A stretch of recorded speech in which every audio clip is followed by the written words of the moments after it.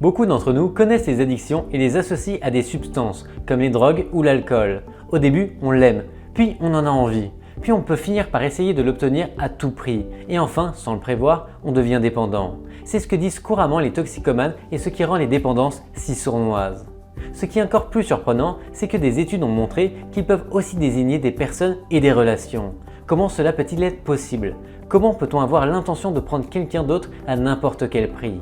Cette dernière question est courante chez les dépendants de l'amour et des questions différentes se posent chez les dépendants du jeu, du travail et des réseaux sociaux. Malheureusement, il n'existe pas de réponse simple. Au contraire, il existe des spéculations sur les raisons qui se cachent derrière ces schémas de comportement que nous pouvons tous détecter, prévenir et finalement traiter. La science s'efforce encore de définir si ces raisons sont des facteurs de risque, des gènes ou des traits de personnalité. Mais en attendant, les actions préventives pointent tout du doigt. Tout cela soulève une question importante. À quel moment commence-t-on à devenir dépendant? Est-ce que c'est lorsque nous aimons la drogue, que nous en avons envie ou que nous avons l'intention de la consommer à tout prix? Pouvons-nous vraiment identifier et prévenir les dépendances? Bien qu'il soit possible de repérer un moment où une personne donnée commence à être dépendante, il n'y a pas de règle générale qui s'applique à tout le monde. Au contraire, elle peut survenir à différents moments en fonction des circonstances personnelles. Vous devez également tenir compte du fait qu'il existe différents types de dépendance. Selon le National Institute on Drug Abuse, aucun facteur unique ne permet de prédire le risque d'abus de substances et de dépendance d'une personne. Cela ouvre les portes à différents éléments, car la dépendance commence à se développer en raison d'une combinaison de facteurs.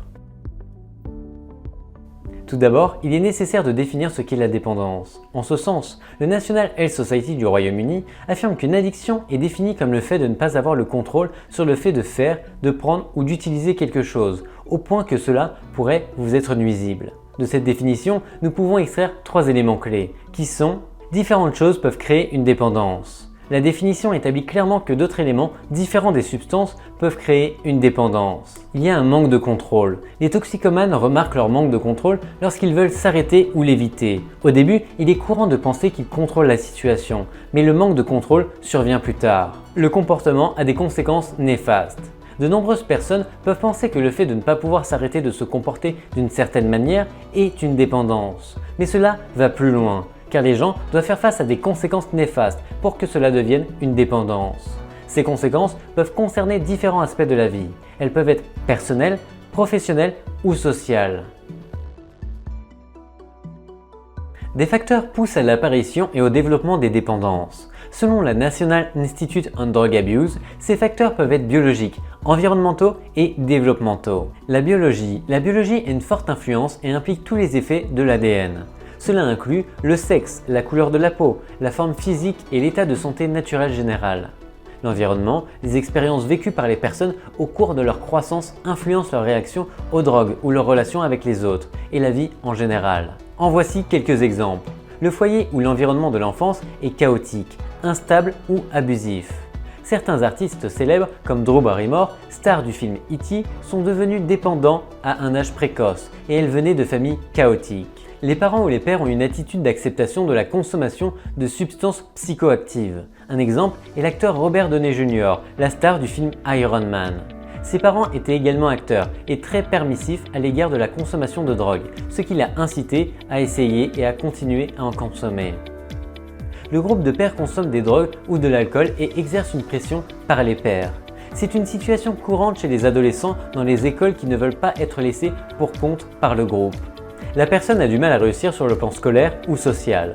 On peut voir cela chez des personnes de tout âge, mais surtout chez celles qui réussissent dans leur vie professionnelle et qui ont besoin d'aide pour maintenir le rythme de leur activité. Le développement, il comprend des événements traumatisants, notamment pendant l'enfance et l'adolescence.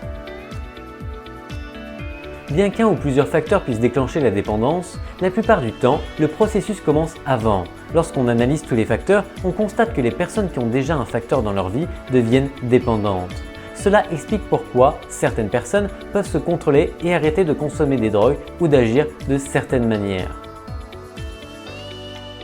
Bien que toutes les addictions partagent les 3 éléments clés que nous avons déjà mentionnés, il en existe différents types.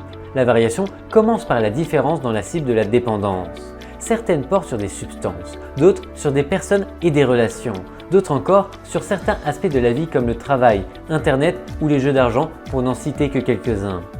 Il est important d'identifier les différents types de dépendance car ils se développent selon des schémas différents. Cela signifie que le processus pour devenir dépendant se déroule différemment et a une manière prédominante de commencer. Voyons comment cela se passe pour certains d'entre eux. Lorsque la dépendance concerne des substances comme les drogues et l'alcool, ces changements sont scientifiquement prouvés et beaucoup considèrent que c'est le début de la dépendance. Cependant, de nombreuses personnes qui essaient ces substances ne se font pas prendre. Par conséquent, d'autres éléments sont impliqués. C'est pourquoi certains de vos acteurs préférés vont en cure de désintoxication.